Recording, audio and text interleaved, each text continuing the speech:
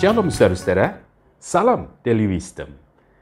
Hari ini kita memikirkan yaitu tentang dua istilah, investasi atau glorifikasi. Investasi kita kenal yaitu biasanya berkaitan dengan penanaman modal.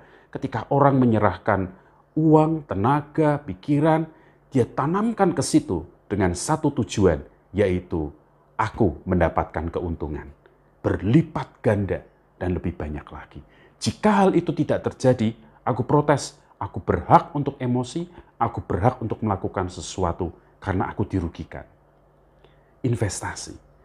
Nah, bagaimana dengan glorifikasi? Glorifikasi adalah sebuah sikap yang memberikan tenaga, pikiran, materi untuk meluhurkan, untuk mempermuliakan, untuk meninggikan kepada sesuatu itu atau kepada pribadi yang kita abdi itu.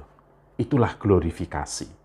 Nah, sobat-sobat Daily Wisdom, Nikodemus di dalam membawa 50 kati minyak mur dan gaharu pada saat Yesus dimakamkan, itu investasi atau glorifikasi.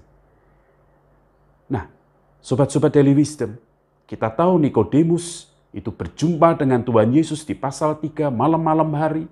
Lalu di pasal 7 Nikodemus itu membela Tuhan Yesus ketika Tuhan Yesus sedang diserang oleh orang-orang Farisi. Dan Nikodemus itu juga adalah salah satu orang Farisi. Bahkan masuk di dalam anggota Sanhedrin pada saat itu berdiri. Kemudian membela Tuhan Yesus. Nah, setelah itu kemudian lama nama itu tidak muncul dan muncul di pasal 19. Ketika Tuhan Yesus akan dikuburkan. Disitulah muncul dua nama, Yusuf Arimatea dan Nikodemus. Nikodemus hadir membawa minyak mur dan gaharu seberat 50 kati. 50 kati kalau kita coba konversikan ke kilogram sekitar 30 kilogram. 30 kilogram kalau kita konversikan ke liter, maka itu sekitar 22,5 liter. Maka Nikodemus membawa minyak mur dan gaharu sebanyak 22,5 liter. Nah, 22,5 liter itu kalau kita tampung dalam jeligen yang 5 literan, itu berarti sekitar ada 4,5 jeligen itu. Atau kalau kita tampung dalam satu jeligen yang cukup besar. Bayangkan, Nikodemus membawa minyak sebanyak itu untuk memakamkan. Maka berarti Nikodemus itu juga membawa orang-orang lain untuk membantu membawa minyak itu. Minyak sebanyak itu buat apa?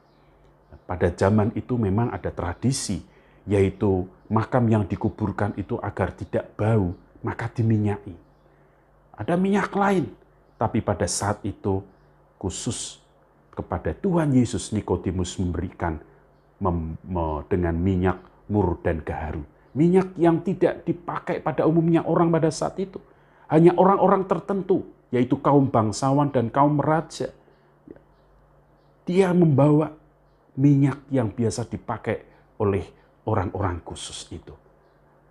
Tentu itu sangat mahal. Dan itu bisa kalau dikonversikan dalam rupiah, harganya bisa sampai miliar. Tapi itulah yang dibawa oleh Nikodemus. Maka Nikodemus glorifikasi atau investasi. Saya yakin pada saat itu dia mempermuliakan Yesus, meluhurkan Yesus. Maka yang ada di dalam sikapnya pada saat itu, yaitu dengan penuh kerendahan hati. Dalam rasa ketidaklayakan, dia menyerahkan minyak senilai sekian miliar untuk jenazah dari Tuhan Yesus yang dimakamkan. Supaya bau harum itu menjadi bau yang menunjukkan akan kemuliaannya. Dan itulah yang dilakukan oleh Nikodemus. Nah, dari sikap ini kita belajar bagaimana kita memberikan sesuatu kepada Tuhan Yesus. Entah itu tenaga, pikiran, materi, atau yang lainnya. Apakah kita mempersembahkan itu juga untuk meluhurkan, untuk mempermuliakan. Ketika kita meluhurkan dan mempermuliakan, maka di situ kita tidak berhak untuk protes ketika kita hidupnya tidak sesuai dengan apa yang kita inginkan. Kita menerima itu karena kita yakin yang kita luhurkan, yang kita permuliakan, yaitu Yesus, selalu yang terbaik dalam hidup kita. Nah, oleh sebab itu di dalam masa Paskah ini, sobat-sobat Daily Wisdom, mari kita mau menggunakan hidup kita untuk mempermuliakan Dia dengan mempersembahkan waktu, tenaga, hidup kita, dan materi kita untuk agar namanya dipermuliakan melalui gerejanya, juga melalui diri kita.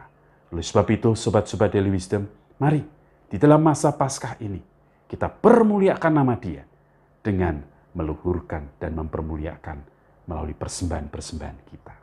Haleluya. Salam Daily Wisdom. God bless you.